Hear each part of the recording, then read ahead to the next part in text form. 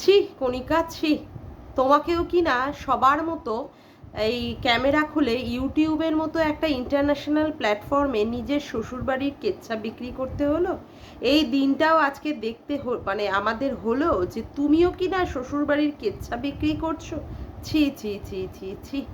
এই না তুমি শ্বশুরবাড়ির কত বন্ডিং, কত কিছু আমাদের সামনে উপস্থাপনা করেছো, কত কষ্ট করেছো তুমি তোমার স্বামীর সংসারে, কিভাবে স্বামীকে যত্ন করে তাকে সেবা শুশ্রূষা করে তুমি তাকে টেনে তুলেছো। তোমার শাশুড়ির সাথে তোমার কত বন্ডিং ভালো ছিল, সেখানে লাতখোর দালাল প্রত্যেক দিন খুঁজতে যেত তোমার শাশুড়ির সাথে তোমার দ্বন্দ্ব, সেটাও সে খুঁজে সেইভাবে তুলে ধরতে পারিনি, সেই ব্যাপারে সে পুরোটাই ফেল করেছিল। তোমার জায়ের সাথে তোমার চুলোচুলি বাঁধাতে পারিনি, সেখানেও সুন্দরভাবে একটা সম্পর্ক তুমি দেখাতে পেরেছো। তোমার ননদের মেয়েটাকে তুমি নিজের কাছে রেখে মানুষ করে তুমি বুঝিয়ে দিয়েছো যে তুমি তোমার ননদের মেয়েটাকে তোমাদের সাথে রেখেও সুন্দরভাবে সংসার করেছো, সেখানে কোনো রকমের প্রতিবন্ধকতা আসেনি। দালাল অবশ্য খুঁজে বার করেছিল যে ওটা তোমার বিয়ের আগেকার সন্তান, যাই হোক সেক্ষেত্রেও দালাল কৃতকার্য হয়নি। কত কত তোমাদের সম্পর্কে অ্যালিগেশন তুলেছে না, কত কত।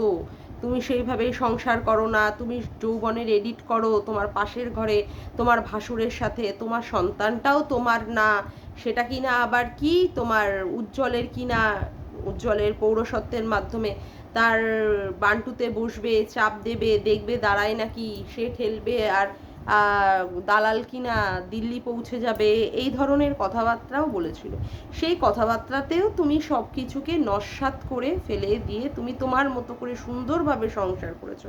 কখনোই তুমি তোমার শ্বশুরবাড়ির কেচ্ছা কোনো দিন তুমি ইউটিউবের এই প্ল্যাটফর্মে বা তুমি তোমার ক্যামেরার সামনে এসে কোনো দিন মুখ দিয়ে বলনি। হাজার প্রতিবন্ধকতা এসেছে, হাজার দুঃখ ঝড় ঝাপটা এসেছে, তুমি তার মধ্যে কোনো সময় মুখ খোলনি। কিন্তু আজকে এমন কি হয়েছে সংসারে যেটা কিনা তোমাকে ইউটিউবের মতো জায়গায় ক্যামেরা খুলে আজকে বলতে বসতে হচ্ছে? কি এমন হলো? আজকে আমি ইন্ট্রোটা দিতেই ভুলে গেছি। যাই হোক, কেমন আছো বন্ধুরা তোমরা সবাই? আশা করি তোমরা সবাই ভালো আছো, আমিও খুব ভালো আছি। মামনের মনের কথাতে তোমাদের সকলকে সুস্বাগতম।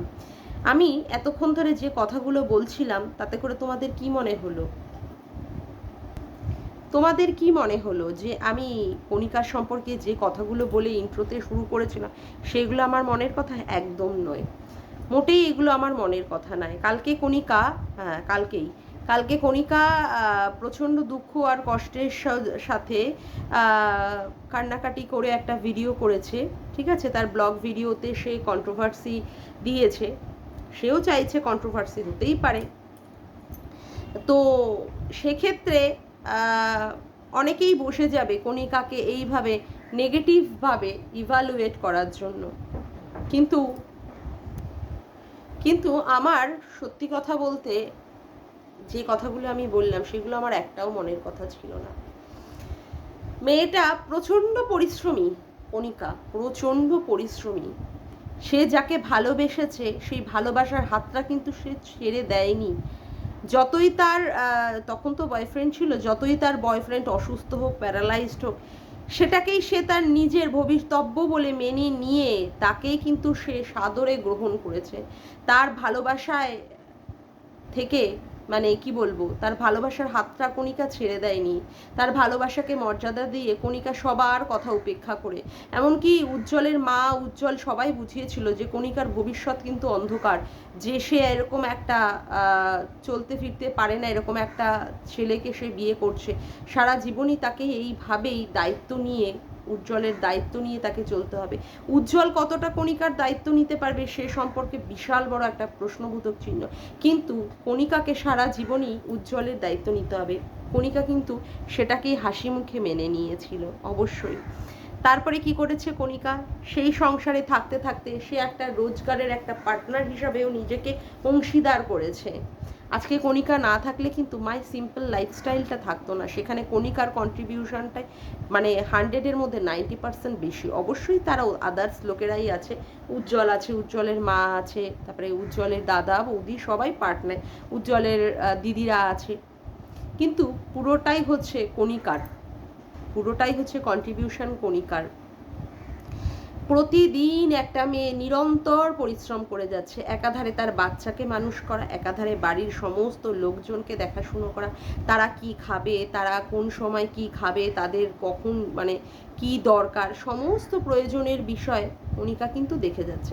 হ্যাঁ, অবশ্যই কণিকার শাশুড়িও করেন, কিন্তু তার বেশিরভাগ অংশই কি করে কে দায়িত্ব মানে কার দায়িত্ব নিতে হয়, কণিকাকে দায়িত্ব নিতে হয়। তার সাথে সাথে আছে তার ওই রকম স্বামীর টেক কেয়ার করা, তাকে ওঠানো, তাকে বসানো, তাকে স্নান করানো, খাওয়ানো, পটি পরিষ্কার, সমস্ত কিছু কণিকাকে করতে হয়, সমস্ত কিছু A to Z। আজকে কণিকাকে দেখে মনে হয় কি কণিকার বয়সটা মনে হয় অনেকটা বেশি হয়ে গেছে, একটা মানে বয়স্কের একটা ছাপ পড়ে গেছে। কি এমন বয়সের মেয়ে যে এই বয়সে আসতে না আসতে কণিকার একটা ছাপ, শরীরে একটা বয়স্কের একটা ছাপ পড়ে গেছে। কোথাও মেয়েটিকে দেখা যায় না যে সেই রকম আনন্দ ফুর্তির মধ্যে মেয়েটি কাটায়। আজকালকার দিনে ছেলে মেয়েরা যেই সবগুলো করে, আজকে সিনেমা যাওয়া, কালকে রেস্টুরেন্টে যাওয়া, কালকে অমুক জায়গায় পার্লারে গিয়ে আজকে ফেসিয়াল করা, অমুক করা, তমুক করা, কখনোই দেখা যায় না। অথচ সংসারে কোন দিকটা ভালো হবে তার স্বার্থের জন্য সে কি করেছে, বিউটি পার্লারের কোর্স শিখেছে, যাতে করে সে বিউটি পার্লারের মেয়েদেরকে কিছুটা মেকআপ করিয়ে দিয়ে, অর্থাৎ ব্রাইডাল মেকআপ করিয়ে দিয়ে সে সেখান থেকে পয়সা আর্ন করতে পারবে। কীভাবে নিরন্তর সংসারটাকে ঠিক করে রাখার জন্য নিরন্তর প্রয়াস চালিয়ে যাচ্ছে ওই মেয়েটি। সত্যি কথা বলতে ওই মেয়েটি আমাদের কাছে বিশাল বড় জলজান্ত একটা কি বলবো উদাহরণ, অনেক মেয়েদের কাছে সেই ইন্সপিরেশন যে কি করে একটা সংসারকে কিভাবে দাঁড় করাতে হয়। মনের জোর কতটা বেশি রাখলে তাহলে কণিকা হওয়া যায়, মনের জোর কতটা বেশি রাখলে কণিকা হওয়া যায়। সত্যি আমি মেয়েটাকে অসংখ্যবার গ্রেট স্যালুট জানাতে চাই, গ্রেট স্যালুট। ভালোবাসা কোথায় গিয়ে কতটা মর্যাদা দিলে সেই মানুষটাকে, যার সাথে তার সঠিকভাবে সেইভাবে সুন্দরভাবে সংসার জীবনটাও হবে না, তা সত্ত্বেও মেনে নিয়ে সেই ভালোবাসার হাতটাকে সে ছাড়েনি, বরঞ্চ হাতটাকে আরও দৃঢ়ভাবে ধরে সংসারটাকে সে করেছে, সে এগিয়ে নিয়ে গেছে। কত জায়গায় দেখা যায় না, বিয়ের পরও স্বামীর কোনো প্রবলেম হলো, স্ত্রীর কোনো প্রবলেম হলে স্বামীও স্ত্রীকে ছেড়ে চলে যায়, স্ত্রীও স্বামীকে চলে যায়। কিন্তু ওরে বাবা, এইখানে ইউটিউবে এসে তো আমি আরও অনেক কিছুই দেখছি, অনেক কিছু, স্বামী আছে, সন্তান আছে, তারপরেও অন্য পুরুষের দিকে সেই দিকে নজর, সেইটাকেই আবার প্রমোট করে কত কত দালাল বাবা। তাদের মধ্যে কত কত অসহায়তা, যে সমস্ত মেয়েরা পরকিয়া করে তাদের মধ্যে কত কত অসহায়তা খুঁজে পায় তাদের দিদিরা, তাদের সোনা দিদিরা খুঁজে পায়, সোনা দিদিরা বসে যায় বনুদের অসহায়তার কাহিনী শোনানোর জন্য। সংসারে তারা কতটা অত্যাচারিত, অবহেলিত, স্বামীর দ্বারা পরিত্যক্ত, সংসারে কিছুই সে পায়নি। 1 বছর ধরে তার স্বামীতে তাদের টাচই করেনি, কারোর তো আবার স্বামী একদিন ছাড়া তাদের ছোঁয়ই না। মানে কতটা তারা অবহেলিত সমাজে, যেই সমাজের অবহেলিত জায়গাগুলোকে এই দালালকে দেখাতে হয়েছে। একজন দালালের কথাই আমি বলছি, ঘোড়ামুখী দালাল, তাকে দেখাতে হয়েছে। কিন্তু আজকে এই যে মেয়েটি কণিকা, যে নিরন্তর পরিশ্রম করে যাচ্ছে, অমুক করে যাচ্ছে, দালাল কিন্তু সেই ক্ষেত্রে যে তার পরিশ্রমের দাম দেওয়া, তার যে কষ্টের দাম দেওয়া, সেইগুলো কিন্তু তোলেনি। কি দেখিয়েছে সমাজকে, কণিকা নাকি পাশের ঘরে যৌবনের এডিট করে। কি অবস্থা না বন্ধুরা। যেই কণিকা ভালোবাসার মর্যাদা দেওয়ার জন্য ওরকম একটা অপাহিজ পুরুষকে বিয়ে করেছে, সারা জীবনে তার দায়িত্ব নিয়েছে, ওই রকম একটা মানুষকে দেখাশোনা, তাকে চলতে পারে না, মানে ঠিক মতো কিছু করতে পারে না নিজে, সেই মানুষটাকে নিজের কাঁধে তুলে নিয়েছে, নিজের দায়িত্বে, নিজের বল ভরসায়। সেই মানুষটিকে কিন্তু প্রমোট করেনি দালাল। দালাল কেন, এরকম আরও অনেকেই আছে। হ্যাঁ, জলনদীপ বুড়ি তাদের মধ্যে একজন বাবা, সেখানে গামলু রানীর অসহায়তা, কিন্তু এই যে আমাদের কণিকার অসহায়তাটা কিন্তু তুলে ধরা হয়নি। কিভাবে মেয়েটি নিরন্তর একটা মানসিক জোরের মাধ্যমে সে এগিয়ে যাচ্ছে, কিভাবে দিনের পর দিন কষ্ট করছে, সেখানে দালাল তার চরিত্র হনন করেছে দিনের পর দিন। হায় রে কন্ট্রোভার্সি, ধিক সেই কন্ট্রোভার্সির নামে। আর আজকে সেই কণিকা হয়তো মনের দুঃখে, মনের কষ্ট হতেই পারে, সংসার জীবন বড় জটিল, বড় বিচিত্রময়। সত্যি আমি এই সংসার জীবনে না আসলে সত্যি বুঝতে পারতাম না যে সংসার জীবনটা কি, সেখানে সত্যি অনেক সময় অনেক মনোমালিন্য হয়, অনেক দুঃখ কষ্ট হয়, অনেক মেয়েরাই সেটাকে চেপে চুপে মেনে নেয়। এটা তো মেনে নিতেই হবে মেয়েদের। সেখানে কণিকা আজকে বলেছে, আরে বাবা সে তো ভগবান নয়, সে তো মানুষের ঊর্ধ্বে নয়, সেও তো রক্ত মানুষের, হাড় মাংসের রক্ত মানুষের একটা শরীর দিয়ে তৈরি, তারও তো দুঃখ হতে পারে, তারও তো কষ্ট হতে পারে, সেও তো কোথাও একটা বলার জায়গা চায়। তার মার কাছে সে বলতে পারে না, মা অসুস্থ, মা বয়স হয়েছে, মা এই ঝক্কিটা নিতে পারবে না। যে স্বামীর কাছে বলে সেই স্বামীও পর্যন্ত তাকে বলে যে তুমি এগুলো মেনে নাও। স্বাভাবিক কথাই, একটা সংসারে থাকতে গেলে খুঁটি নাটি হতেই পারে, থালা বাসনে কত রকমের আওয়াজ করে। একটা সংসারে থাকতে গেলে মায়ের সাথে মেয়ের প্রবলেম হয়, বাবার সাথে ছেলের প্রবলেম হয়, এটা তো স্বাভাবিক কথাই। সেখানে এসে এই ইউটিউবের মতো, যেখানে তার ফ্যামিলি মনে করে, যার চ্যানেলটা প্রায় 5 লাখ সাবস্ক্রাইবারের কাছাকাছি পৌঁছেছে, সেখানে এসে সে ব্যক্ত করেছে, কোনো ভুল তো আমি সেখানে দেখতে পাচ্ছি না, কোনো ভুল আমি মেয়েটির মধ্যে দেখতে পাচ্ছি না। আজকে তার মনের মধ্যে বড় কষ্ট হয়েছে, বড় দুঃখ হয়েছে, যে যে সংসারের জন্য করে সে এত কষ্ট, সেই সংসার কিন্তু তাকে সেইভাবে দাম দেয় না, তাকে সেইভাবে মর্যাদা দেয় না। তারও দুঃখ হচ্ছে, তারও কষ্ট হচ্ছে, সে সেইগুলোকে আমাদের কাছে ব্যক্ত করছে। আমি কিন্তু তার এই ব্যক্তর মধ্যে মানে কোনো রকমের অন্যায় বা ভুল ত্রুটি আমি দেখতে পাচ্ছি না।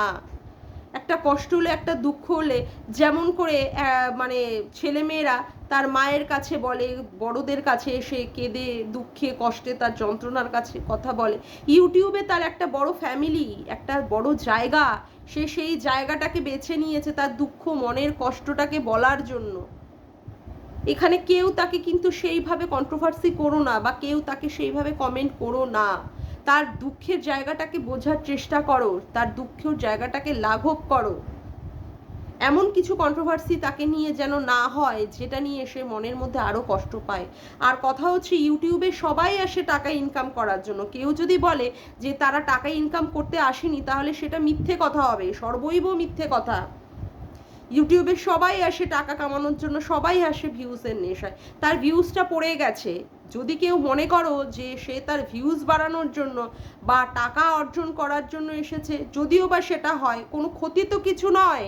সে তো পরকিয়া করছে না রে বাবা, সে তো অন্য পরপুরুষের হাত ধরে নোংরামি করছে না, সে নোংরামি করছে না, বা সে কোনো একটা শব্দ গালি গালাজ দিয়ে কিন্তু সে কিন্তু ভিডিও করেনি। হ্যাঁ, তার ওটা একটা ব্লগ চ্যানেল, সে ব্লগ চ্যানেলে সে কন্ট্রোভার্সি করেছে, বা তার কিছু কথা মানে সংসারের বা মনের দুঃখের জ্বালার কথা সে তুলে ধরেছে। তাই বলে তাকে নিয়ে কেউ খারাপ কথাবার্তা বলা বা খারাপভাবে কন্ট্রোভার্সি করা কিন্তু যায় না। মেয়েটির মনের দুঃখ কোথায়, মেয়েটির জ্বালা কোথায়, সেটা কিন্তু সবার বোঝা উচিত, সবার সেখানে সমব্যথী হওয়া উচিত। কি পরিশ্রমটাই না করে, আমরা সেই জায়গায় কেউ অতটাও পরিশ্রম করতে পারি না। একদিকে ব্লগ চ্যানেল চালানো, একদিকে সংসার চালানো, তারপরে আবার স্বামীকে সেইভাবে টেক কেয়ার করা, তার যত্ন করা, তাকে খাওয়ানো, তাকে স্নান করানো, তাকে সেইভাবে ওঠানো নামানো। ওর মতো মেয়ে কিভাবে করে যাচ্ছে, কিভাবে করে যাচ্ছে। হ্যাটস অফ জানাই ওর কর্মক্ষমতাকে, হ্যাটস অফ জানাই ওর মানসিক দৃঢ়তাকে। আর আজকে দালালকে নিয়ে বলবে, হ্যাঁ রে দালাল, কি কষ্ট না তোর মনে, কি জ্বালা, কি দুঃখ না। তুই এই কণিকা উজ্জ্বলদের নিয়ে গুন্ডা গুন্ডি বলে এতদিন যাদেরকে নিয়ে তুই কন্ট্রোভার্সি করেছিস, আজকে পুরো হাতে থালা পেতে তোকে ভাত দিয়ে দিল, কিন্তু সেই হাত দিয়ে, তোর সেই হাত দিয়ে ভাত মাখিয়ে মুখের মধ্যে খাওয়ার তোর ক্ষমতা নেই। ইস, কি পরিস্থিতি রে, কি পরিস্থিতি। একটা কিচ্ছু দেখলেই তুই কণিকাদের সেটা নিয়েই বসে গেছিস, দিনের মধ্যে 5টা 6টা করে ভিডিও নামিয়েছিস। আজকে কণিকা থালা ভরে তোকে ভাত দিয়ে দিয়েছে, থালা ভরে তোকে রসদ, তোকে কন্টেন্ট দিয়ে দিয়েছে। সেই কন্টেন্ট নিয়ে তোর মুখ খোলার, ভিডিও করার কোনো ক্ষমতার মধ্যেই নেই, কারণ এই কেসটা সুপ্রিম কোর্টে চলছে। কি অসহায়তা রে, কি দুঃখ তোর, তোর দুঃখ দেখে সত্যিই আমার চোখে জল চলে আসছে, অশ্রু ঝরছে আমার তোর দুঃখ দেখে। তোর একটা কথাও মুখ দিয়ে বলার ক্ষমতা নেই। এটা যদি আগের সময় হতো, কেস করার আগের সময় হতো, কণিকাদের কেস করার আগের সময় হতো, তুই এটাকে নিয়ে কত কিছু রং মিশিয়ে রসালো করে মশলা মাখিয়ে কত কথা বলে যে এই ভিডিওটাকে, একটা ভিডিওকে নিয়ে তুই 6টা ভিডিও নামাতিস, 6টা ভিডিও নামাতিস, সেটাই তুই এখন আফসোস করছিস, দুঃখ করছিস। হায় হায় রে, সেই দিনটাকে কোথায় গেল, দিনটা কোথায় গেল। আজকে তুই একটা কথাও মুখ দিয়ে বলতে পারছিস না, তুই চিনতেই পারিস না উজ্জ্বলকে, তুই চিনতেই পারিস না। কি কেমন তাহলে তোর পিছনে কেমন হুড়কো ঢুকেছে বল, যে তুই একটা কথাও বলতে পারিস না। কি অসহায়, কি অসহায় রে, কি অসহায় তুই। যাকগে, আজকের মতো ভিডিওটা আমি এখানেই শেষ করলাম। আমার ভিডিওটা যদি তোমাদের ভালো লেগে থাকে তবে অবশ্যই একটি লাইক করো, কমেন্ট করো, শেয়ার করো, আর চ্যানেলটিকে বেশি বেশি করে সাবস্ক্রাইব করে রেখো, আর অল নোটিফিকেশান বেলটিকেও অন করে রেখো এরকম নতুন নতুন ভিডিও পাওয়ার জন্য। আজকের মতো আসি বন্ধুরা, আবার দেখা হচ্ছে একটি নতুন ভিডিওতে। বাই।